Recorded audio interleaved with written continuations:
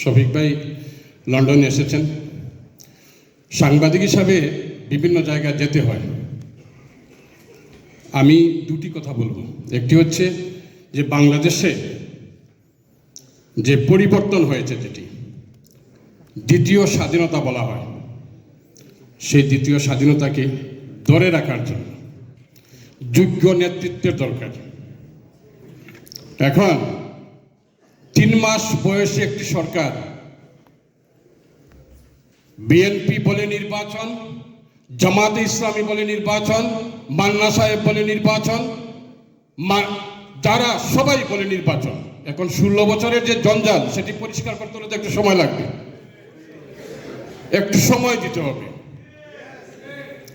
ওই দিন রাতে, যেদিন ট্রাম্প সাহেব পাস করে, আমি বুড়ে যখন ঘুমাইতে গেছি, তো একজন ফোন করছে বুট 4টা, এখন যাইবা কই?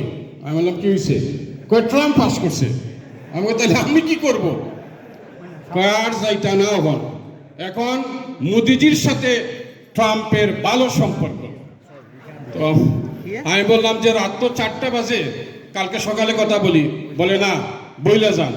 আমি বললাম মোদিজির সাথে যদি ট্রাম্পের ভালো সম্পর্ক হয়, তাহলে এলন মাস্কের সাথে তো আমাদের সম্পর্ক আছে।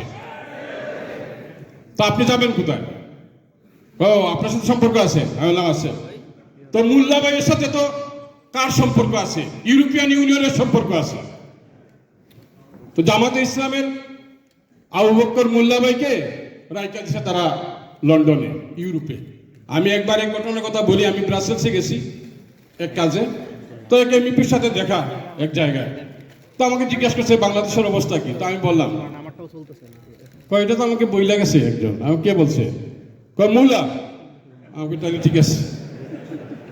মোল্লা ভাই পৌঁছায় গেছে ইউরোপিয়ান ইউনিয়ন পর্যন্ত। মোল্লা ভাই আপনাদের অ্যাসেট। শফিক ভাই, আপনার কিছু পাওয়ার আছে। আমি একটু সিলেটি মাতিলাই, আর মানে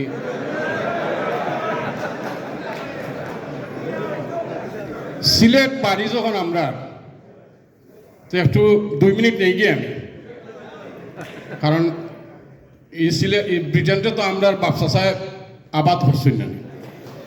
শফিক ভাই, আমরা যে নতুন প্রজন্ম, ব্রিটেনও যারা বড় হয়েছে, এরা এখন যায় কি টার্কিট আর নাই মরক্কোত, বাংলাদেশও যায় না।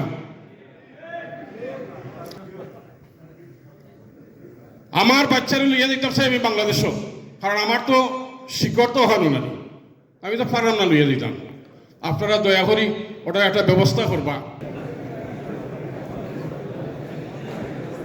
ধন্যবাদ।